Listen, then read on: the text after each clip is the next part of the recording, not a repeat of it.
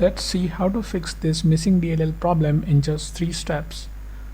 So in the step 1, we have to open this page. The page link is provided in the description. So this has got download button. So we'll click on download button and the file will get downloaded. We have to save this file somewhere.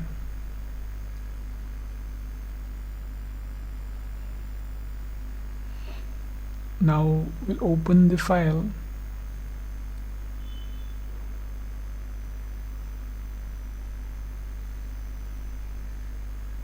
Now we have to copy this file. Right click on it and select copy. Then we'll move to the next step.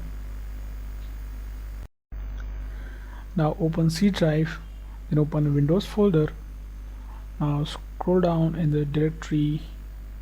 We have to open System32 folder here.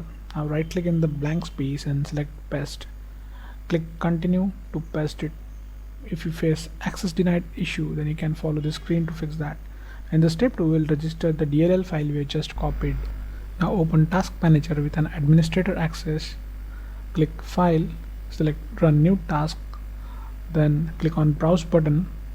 Now open C drive again, open Windows folder, now open System32 folder. Now in the list we have to select this file,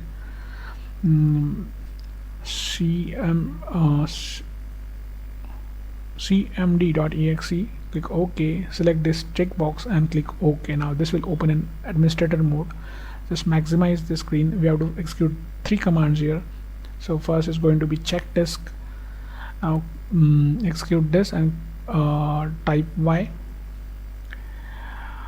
In the next command would be sfc space / scan now. Just execute this, and now while this running in the background, we'll open a new command prompt from task manager. Just click this box again and click OK. Now we'll just keep this window side by side.